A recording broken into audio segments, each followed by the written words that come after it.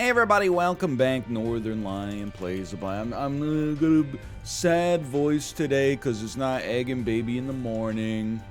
It's just egg in the morning. What year is it, man? That being said, I am losing my mind because it is March the 23rd, which means we are officially 8 days away from the release. You freaking son of a TYX06 BJs. No thank you.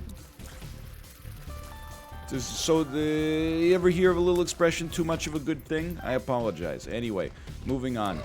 Didn't we just have a keeper run? My Isaac recording has been a little segmented this week, but I thought we had a keeper run, like literally, what would be yesterday to you? Anyway, I'm excited for Repentance. That's all I'm trying to say. I'm not trying to make it, any more complicated than that. Just having a good time. Always happy, as mentioned, always happy to be playing some Isaac. And by always, I mean sometimes. It's the way that pretty much everybody means always, I think. Okay, we do have a Tinted Rock. You still use... Bomb for Tinted Rock is the preferred use case.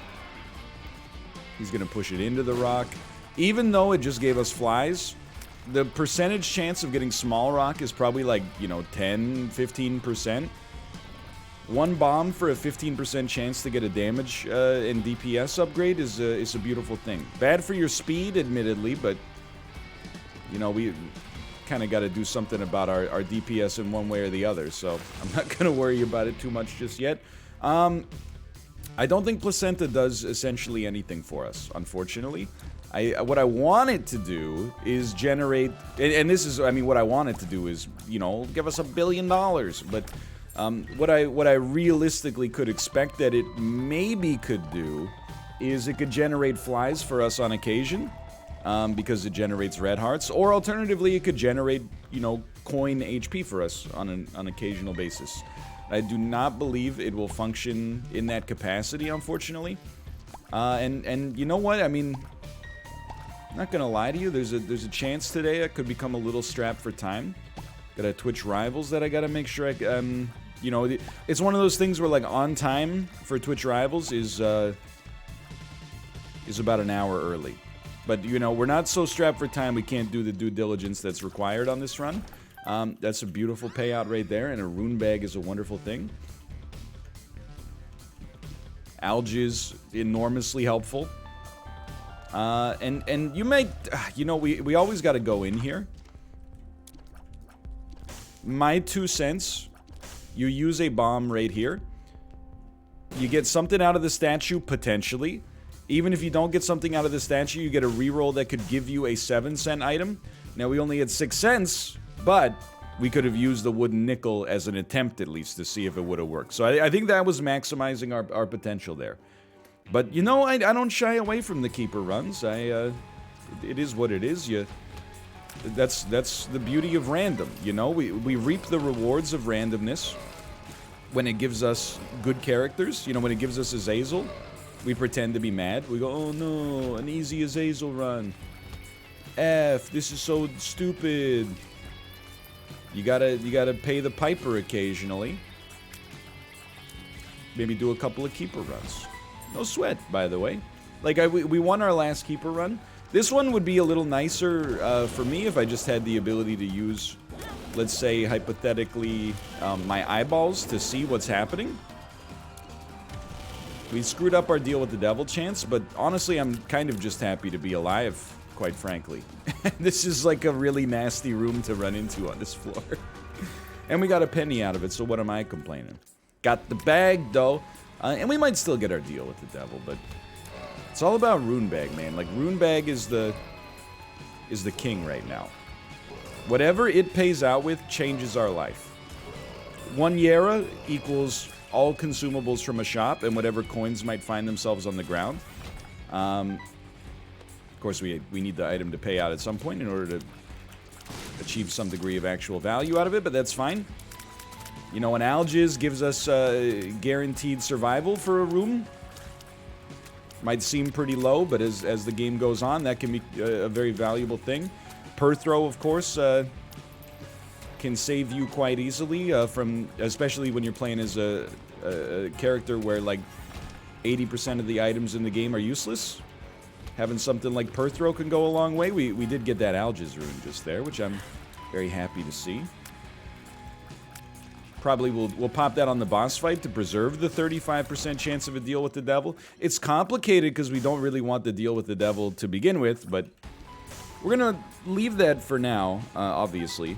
But there's a chance still that we may yet Perthrow in our future. So this is very good. This is very good. That not paying out hurt me deep in my soul. We will have the opportunity to get some more bombs later. Like, I needed that shopkeeper to pay out. Let's not sweat it for the time being, though. And remember, like, I don't say this just to fill dead air. That's your Yera target if you had one. I don't say this just to fill dead air. I say it to remind myself, what are we looking for?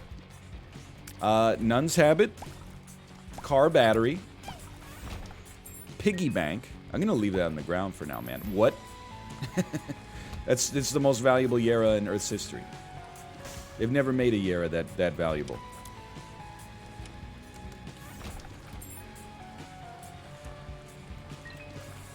Fanny pack would be okay. I'm trying to think of the other stuff that actually has some merit to it.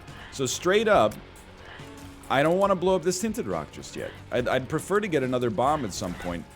Just because I want to be able to guarantee our reroll in the shop with as much money as possible. That being said, I'm realizing now... I don't think we need to pop this Algiz, man. I'm realizing now, we still have enough money because we got 15 cents just burning a hole in our pocket on that big room. I'm optimistic. We don't have any of the items... I mean, Rune Bag is just an amazing utility item in and of itself. We don't have any of the items that you would consider core for the Keeper. But it's very, very early. Swallowed Penny, of course, I neglected to mention, but it is a trinket. If we could maybe get that to show up at some point, that would be very helpful as well.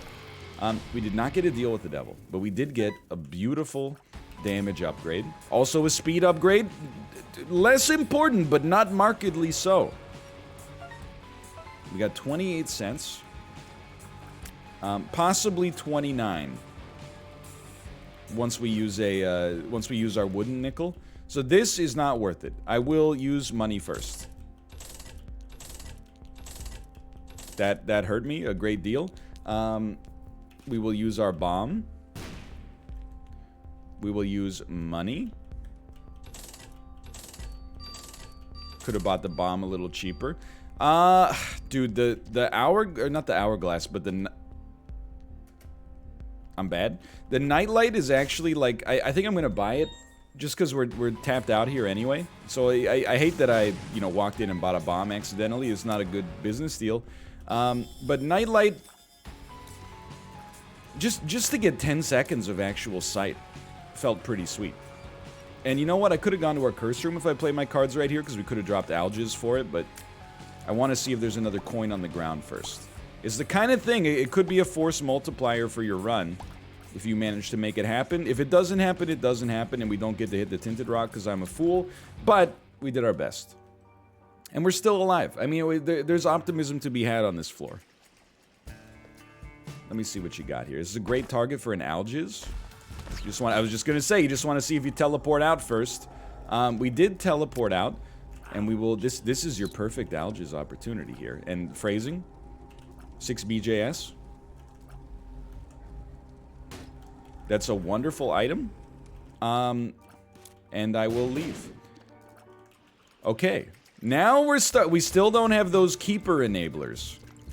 However, I wouldn't say we got something better, because really having a win as the Keeper is a pretty high value target, but we're doing really well here. We're doing really well. I wouldn't have minded taking Maw of the Void, by the way, but there's... Hilarious. You know what? We can actually make that happen. Now that I think about it, that room is like designed for the Keeper. You just need a coin to appear on the outside. I mean, you don't even need a coin to appear on the outside, but it would make it a lot safer. Let's put it that way. That's a beautiful little section right there. We got something we don't care for, unfortunately, but that's okay. I'll spend 2 keys here. I don't mind. I mind Anyway, how are things going?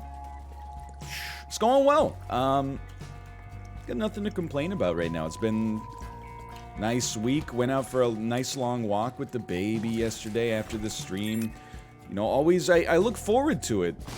Although I'm still, like, very much a paranoid dad. So, like, you know, we walked around for a bit. I went to the grocery store.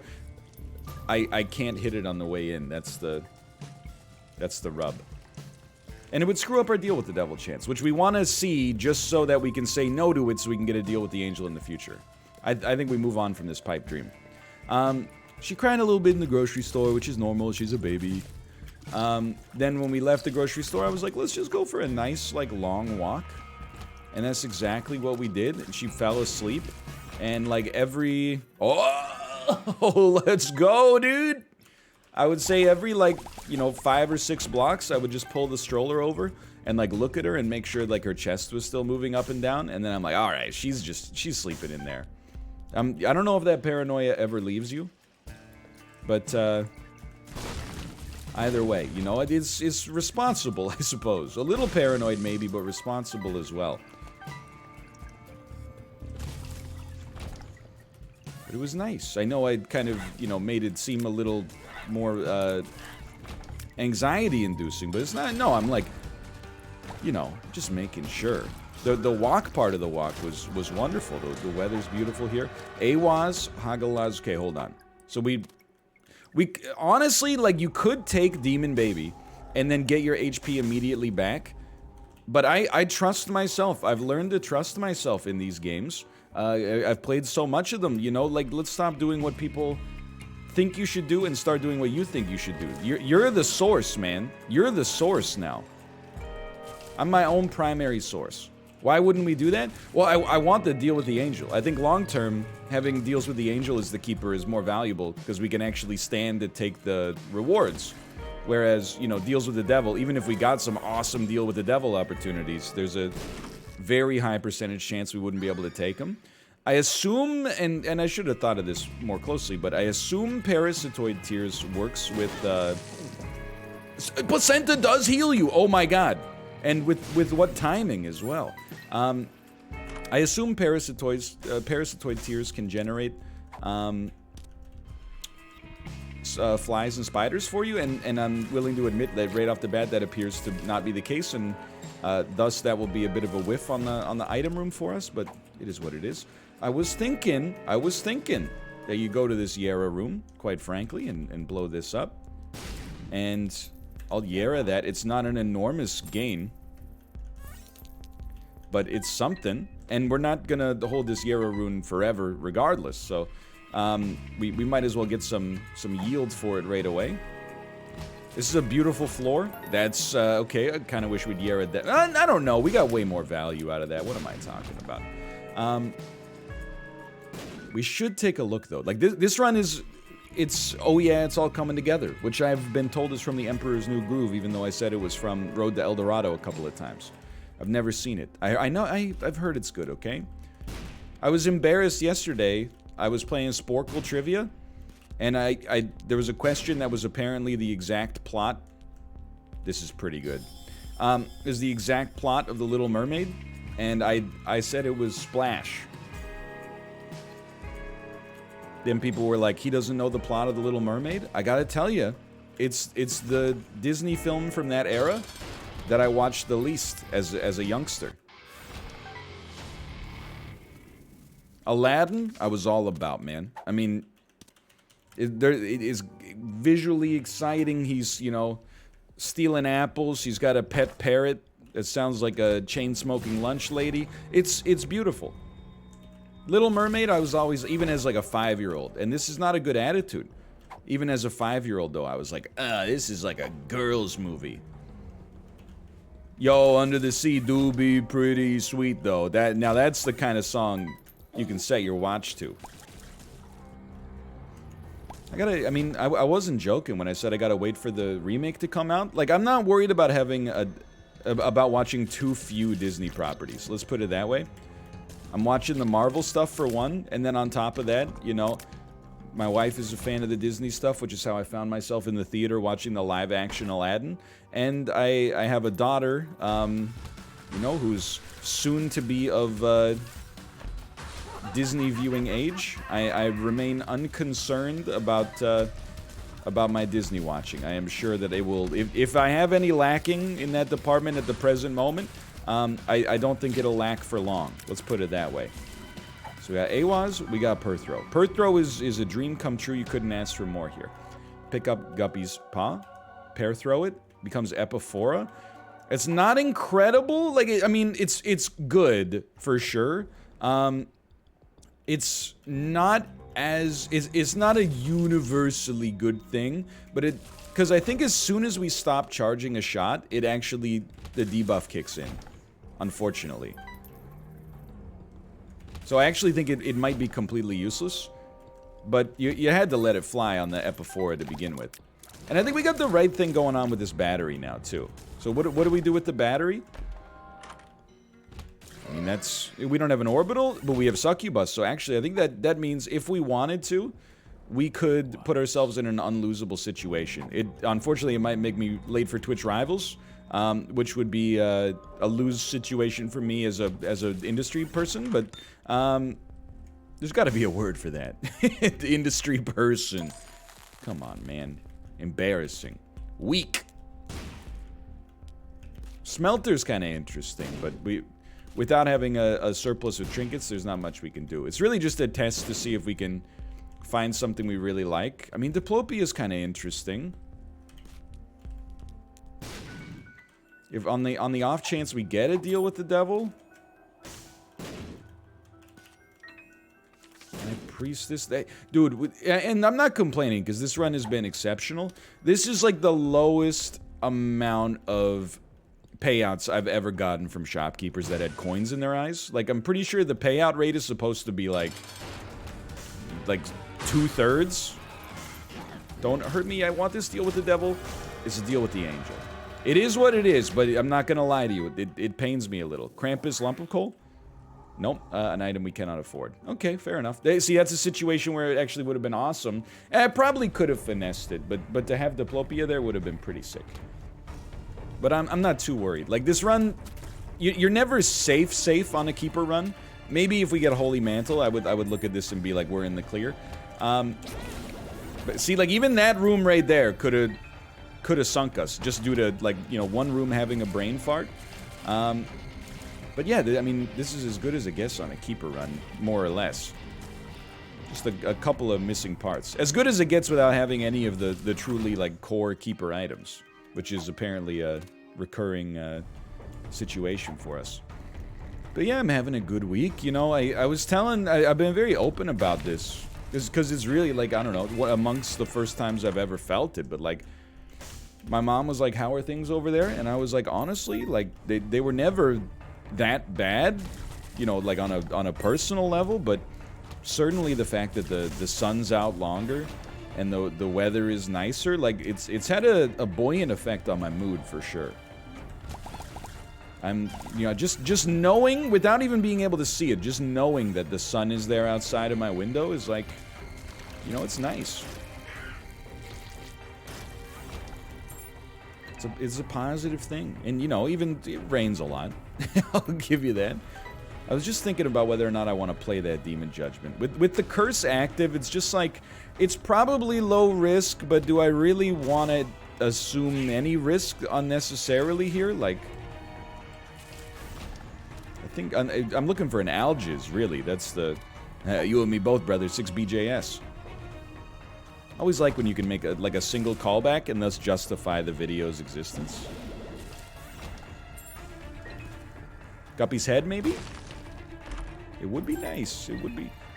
It would sure be nice if we could get a Guppy's head and maybe a hairball. Cause then we could become the fully Guppy and we could win the run and something do-da-do. Who do you think would win in a fight in 1969? The Beach Boys or the Beatles? We have to take this. We'll never get Eden's Soul to pop. We get AWAS out of here. It's just a question of, is anything worth walking on the spikes? It's close. It's close, man. I'm willing to take a chance on this. See you never.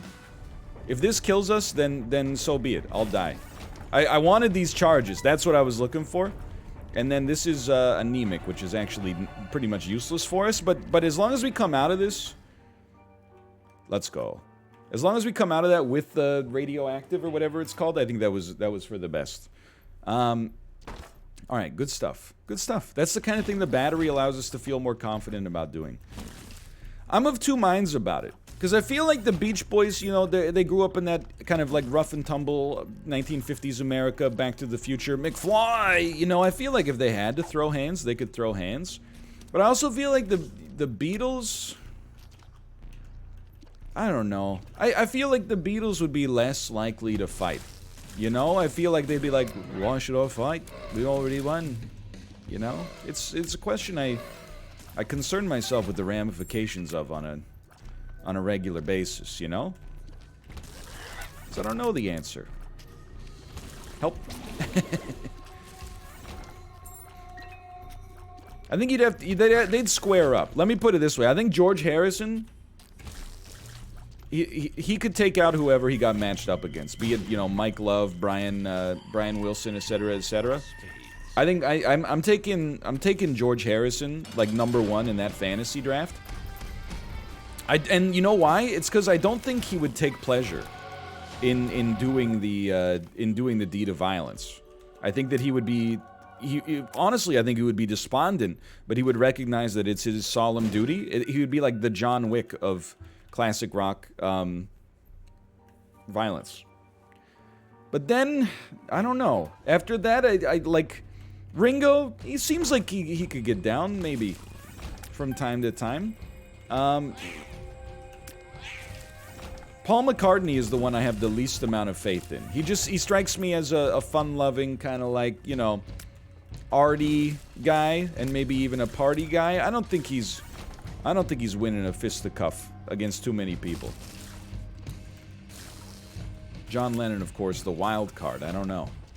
And I know okay, you know, John Lennon's not a good guy. That's not really within the scope of the bit. I understand where you're getting at there, but, you know, this is a hypothetical. It's just the kind of fight that's for fun, okay? I don't know why you have to make it have all these troubling possible, like, connotations. Instead, it was just like, you know, who could physically assault in a superior level the other, you know? It doesn't have to be weird. Just a natural schoolyard conversation. If there was a Mortal Kombat style tournament where the only way to save the world was to win, which classic rock singer would be able to take home the crown? You know, that's the real question. Then you're trying to introduce all this, oh, well, Shang Tsung could win, and then that would, you know, destroy Earthrealm. Okay, like, who asked? Did I stutter? I think this is the right play. I think I am wise beyond my years. The things that pass for knowledge, I do understand. I am reeling in the years. I am stowing away the time. Gathering up my tears, and I have not had enough of yours. It's a horrible bit. Responding to every rhetorical question in Steely Dan's Reeling in the Years. Are you stowing away the time? Well, to the best of my ability.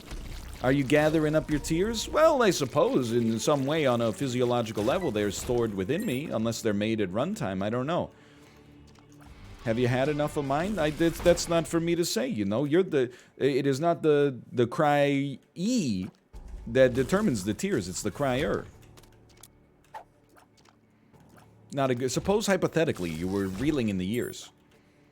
And then, rhetorically speaking, have you stowed away enough time to reel in those years?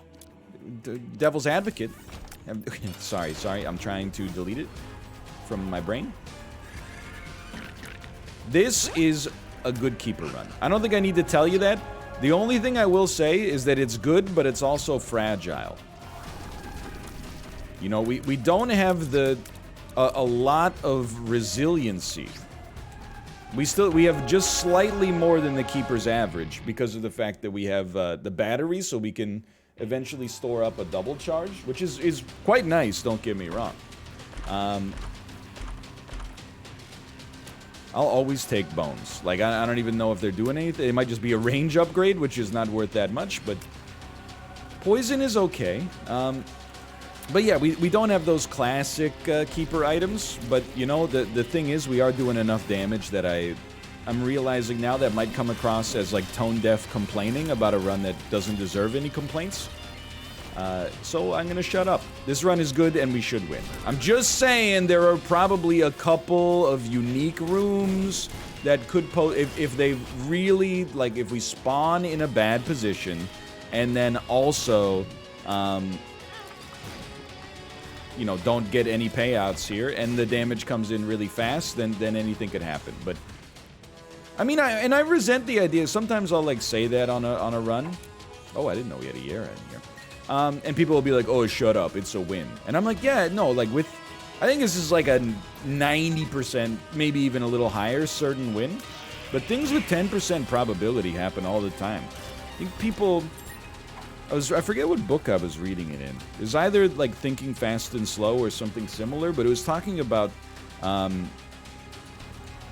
the observable phenomenon, like in psychological studies, where people tend to overestimate their level of certainty.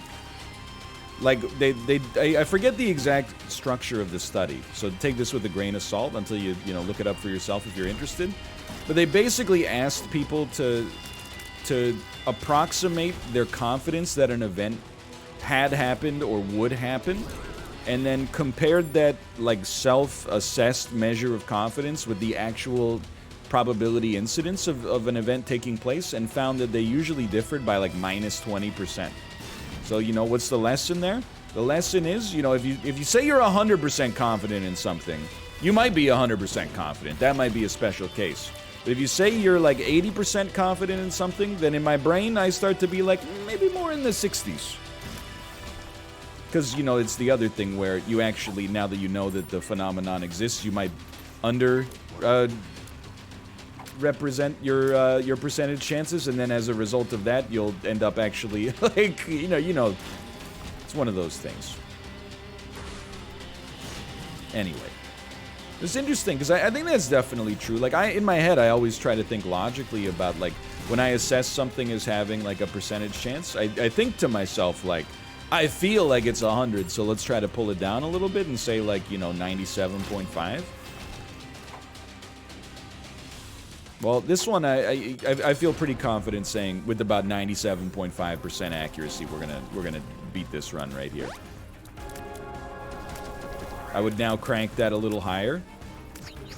I would now say 99.99, and we are safe. All right, that was a good run. I had a wonderful time. Thanks for watching. Hope you enjoyed the episode. If you did, click the like button. Helps out a great deal. And of course, follow me on Twitch, twitch.tv/Northernlion, to be notified when I go live in the future. I think that's 2 keeper runs in a row. Yeah, we might have had some amazing items, but still. Thanks for watching. I'll see you next time.